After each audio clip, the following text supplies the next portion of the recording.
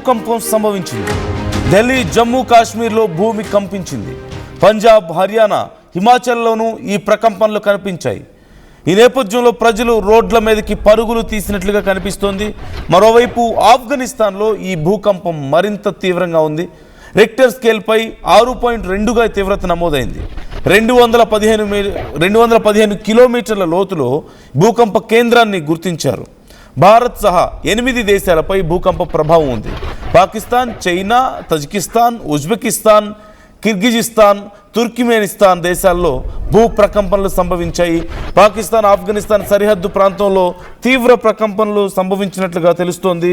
ప్రధానంగా ఈ భూకంప కేంద్రం ఆఫ్ఘనిస్తాన్లోని ఫైజాబాద్కు దక్షిణంగా 74 కిలోమీటర్ల దూరంలో హిందూకుష్ పర్వత శ్రేణుల్లో ఉన్నట్లుగా నమోదైంది. ఇది భూగర్భంలో దాదాపుగా 215 కిలోమీటర్ల లోతులో సంభవించింది. సైంటిఫిక్ పరంగా ఇంత లోతులో వచ్చేటువంటి భూకంపాలు డీప్ ఫోకస్ ఎర్త్క్వేక్స్ అంటారు. ఇవి భూమి లోపల చాలా లోతుగా రావడం వల్ల జనరల్గా ఉపరితలం మీద తీవ్రమైనటువంటి కుదుపులు సృష్టించే అవకాశం తక్కువ, అంటే చాలా ఎక్కువ నష్టాన్ని సహజంగా ఇవి కలిగించవు. కానీ వీటి శక్తి చాలా దూరం వరకు, 1000 కిలోమీటర్ల వరకు ప్రయాణించే అవకాశం ఉంటుంది. జస్ట్ లైక్ ఇండియాలో కూడా మనం చూస్తున్నాం. అందుకే ఢిల్లీ, పంజాబ్లో కూడా ఫ్యాన్లు, లైట్లు ఊగినట్లుగా చాలా సందర్భాల్లో ఈ కంప్లైంట్స్ వచ్చాయి. ప్రస్తుతం పరిస్థితి చూస్తే ఆస్తి, ప్రాణ నష్టం కూడా సంభవించింది కొన్ని ప్రాంతాల్లో. ఇప్పటికీ భారతదేశంలో పెద్దగా నష్టం లేకపోయినప్పటికీ ఆఫ్ఘనిస్తాన్లో కొంత భారీగా ఆస్తి నష్టం జరిగినట్లుగా నివేదికలు వస్తున్నాయి. మరోవైపు జమ్మూ కాశ్మీర్లో ప్రధానంగా శ్రీనగర్, పూంచ్ సెక్టార్స్లో, అలాగే పాకిస్తాన్లోని మరికొన్ని ప్రాంతాలు లైక్ స్వాట్ వ్యాలీ లో ఈ ప్రాంతాల్లో ప్రకంపనలు కొంచెం ఎక్కువ సమయం పాటు రావడంతో జనం ఇళ్లలోంచి రోడ్ల మీదకి పరుగులు తీసినట్లుగా కనిపిస్తోంది. మరోవైపు నేషనల్ డిజాస్టర్ మేనేజ్మెంట్ ఏజెన్సీలు అండ్ సిస్మాలజీ అధికారులు ఇప్పటికే మేము పర్యవేక్షిస్తున్నాం ఈ సిచ్యువేషన్ అంటూ చెప్పారు. తదుపరి చిన్న ప్రకంపనలు కూడా మరిన్ని వచ్చే అవకాశం ఉంది అంటూ చెప్తూ సరిహద్దు ప్రాంతాల ప్రజలు అప్రమత్తంగా ఉండాలంటూ కూడా హెచ్చరికలు జారీ చేస్తున్నటువంటి పరిస్థితి కనపడుతుంది. అయితే మనం సేమ్ సిచ్యువేషన్ మనం చూసాం. వెనిజులాలో కూడా కేవలం 1 మినిట్ గ్యాప్తో 2 భారీ భూకంపాలు సంభవించాయి.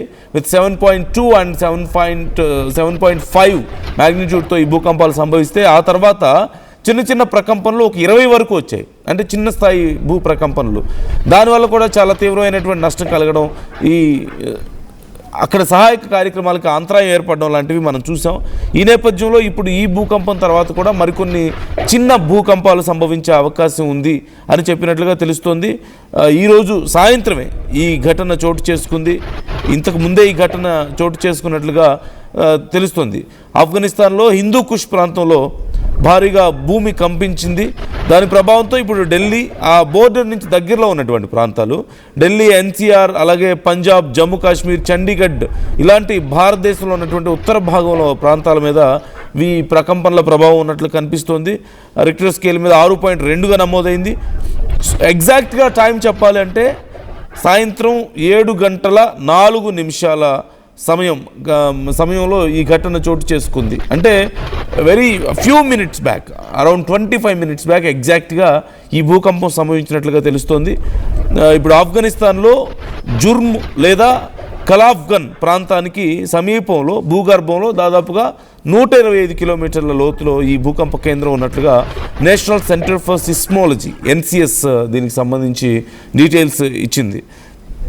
అయితే భూకంపం చాలా లోతులో రావడం వల్ల జనరల్గా కొంత ఇంపాక్ట్ తక్కువగా ఉందని చెప్తున్నారు. ఒకవేళ సహజంగా మనం చూస్తుంటాం, లైక్ గతంలో జపాన్లో వచ్చినట్లుగా, మొన్న వెనిజులాలో వచ్చినట్లుగా అతి తక్కువ డిస్టెన్స్లో కనుక అరౌండ్ 20 కిలోమీటర్స్, 50 కిలోమీటర్స్ ఆ రేంజ్లో కనుక, ఆ డెప్త్లో కనుక భూమి లోపల భూకంప కేంద్రం ఉన్నట్లయితే ఇప్పుడు నమోదైనటువంటి రిక్టర్ స్కేల్ మీద నమోదైనటువంటి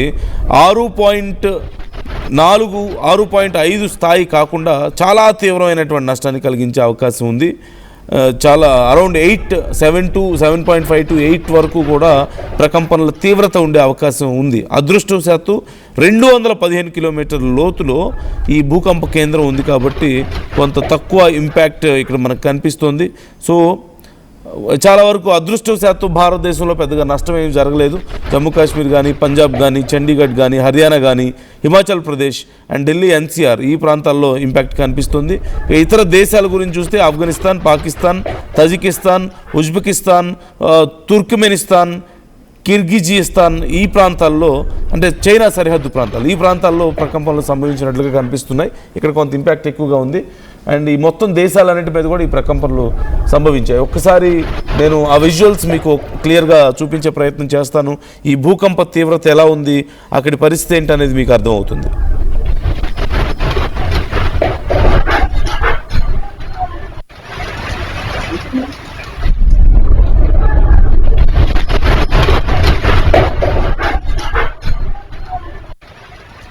సో మీరు చూస్తున్నారు ఆ ప్రాంతంలో ఇళ్ళు అన్నీ కూడా ఎలా ఊగిపోతున్నాయో మీకు కనిపిస్తుంది. చాలా ప్రాంతాల్లో బైక్స్, కార్స్ అన్నీ కూడా షేక్ అవ్వడాన్ని మీరు గమనించవచ్చు. Including the CC camera visuals also you can observe. CC camera కూడా షేక్ అవుతూ కనిపిస్తుంది. చాలా ప్రాంతాల్లో జమ్మూ కాశ్మీర్, ఆ పరిసర ఢిల్లీ, జమ్మూ కాశ్మీర్ ఈ పరిసర ప్రాంతాల్లో, పంజాబ్ ప్రాంతాల్లో ఇళ్లలో ఫ్యాన్లు లేదంటే ఈ కిచెన్లో ఉన్నటువంటి సామాను ఇలాంటివన్నీ కూడా షేక్ అవ్వడం, కొంచెం కింద పడడం లాంటివి జరిగాయి. అదృష్టవశాత్తు భారతదేశంలో ఇప్పటికైతే పెద్దగా ఆస్తి నష్టం కానీ ప్రాణ నష్టం కానీ జరగలేదు. కానీ ఇటు ఆఫ్ఘనిస్తాన్ ఈ పరిసర ప్రాంతాల్లో కొంత ఆస్తి నష్టం సంభవించినట్లుగా కనిపిస్తుంది. అయితే వరుస భూకంపాలు ఈ ఇయర్లోనే చాలా తీవ్రమైనటువంటి భూకంపాలు మనకు కనిపిస్తున్నాయి. ఎస్పెషల్లీ జపాన్లో మనం చూసాం, చాలా భయంకరమైనటువంటి భూకంప పరిస్థితులు చూసాం. వందల కొద్ది భూకంపాలు సంభవించాయి. జపాన్ మొత్తం అల్లాడిపోయినటువంటి పరిస్థితి. ఇక మొన్నటికి అంతకుముందు ఈవెన్ బంగ్లాదేశ్లో అదే పరిస్థితి కనిపించింది. శ్రీలంకలో కొన్ని భూకంపాలు నమోదయ్యాయి. అలాగే యూరోపియన్ కంట్రీస్లో అక్కడక్కడ కొన్ని భూకంపాలు. ఇప్పుడు నిన్న చూసినటువంటి ఘటన వెనిజులాలో ఎంత తీవ్రమైనటువంటి భూకంపమో, ఎన్ని వందల మంది ప్రాణాలు కోల్పోయారు, కొన్ని వేల మంది గాయపడ్డారు, ఇన్ఫ్యాక్ట్ లక్షల మంది నిరాశ్రయులైనటువంటి పరిస్థితి కనిపిస్తోంది. ఇంకా అక్కడ సహాయక చర్యలు కొనసాగుతూనే ఉన్నాయి. మరోవైపు ఇప్పుడు నేను స్క్రీన్ మీద మీకు రైట్ సైడ్ చూపిస్తున్నటువంటి విజువల్ అక్కడ వెనిజులాలో చోటు చేసుకున్నటువంటి ఘటన. ఇటు లెఫ్ట్ సైడ్ మీరు చూస్తున్నది ప్రజెంట్ ఢిల్లీలో నమోదైనటువంటి భూకంపం, ఢిల్లీ ఉత్తర భారతదేశంలో నమోదైనటువంటి భూకంప తీవ్రతకి సంబంధించిన విజువల్. నేను ఈ రెండు మీకు చూపించే ప్రయత్నం చేస్తున్నాను. 7:04కి ఈ ఘటన సంభవించింది. అంటే ఎగ్జాక్ట్గా చెప్పాలంటే 30 minutes బ్యాక్ ఈ భూకంపం సంభవించింది. మొత్తం చుట్టుపక్కల దేశాల్లో, చైనా చుట్టుపక్కల దేశాల్లో కూడా కనిపిస్తుంది. దీని ఇంపాక్ట్ చాలా ఎక్కువగా కనిపిస్తుంది. అయితే ఇక్కడితో అయిపోలేదు, మరొకసారి మరి చిన్న భూకంపాలు సంభవించే అవకాశం ఉంది అని కూడా చెప్తున్నారు.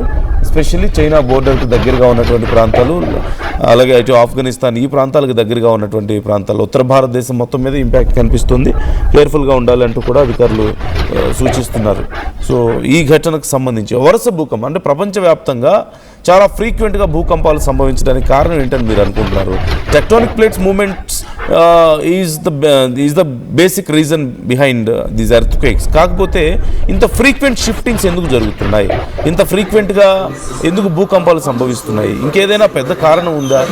చాలా ర్యాపిడ్గా, చాలా ఎక్కువగా నంబర్ ఆఫ్ ఎర్త్క్వేక్స్ రావడం అంటే కొంచెం ఆలోచించాల్సిన విషయం. ఎక్కడో ఒక చోట వస్తే ఓకే, కానీ ప్రపంచవ్యాప్తంగా చాలా దేశాల్లో చాలా భయంకరమైన భూకంపాలు సంభవిస్తూ ఉన్నాయి. ఖండాలే ఊగిపోతున్నటువంటి పరిస్థితి. ఏదైనా భారీ చేంజెస్ జరుగుతున్నాయా భూమి అంతర్భాగంలో, లేకపోతే ఇంకేమైనా ఉపద్రవానికి ఇవి సూచనలా? మీకేమనిపిస్తుంది ఈ ఘటనలు చూస్తుంటే? కామెంట్ చేయండి.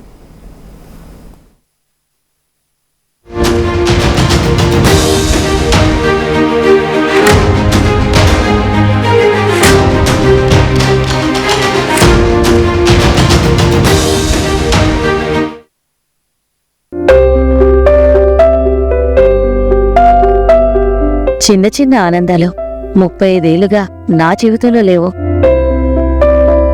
35 ఏళ్లుగా నేను డైపర్లలో బ్రతికాను. 6 సెంటీమీటర్ల ఫిస్టులా నా మూత్రాశయంలో లీకు కారణమైంది. ఎవరూ నాకు సహాయం చేయలేకపోయారు. AINUలో వైద్యులను కలిసే వరకు. అక్కడ వారు రోబోటిక్ శస్త్రచికిత్సతో నాకు పరిష్కారం ఇచ్చారు. వారు నా ఆత్మవిశ్వాసాన్ని కూడా తిరిగిచ్చారు.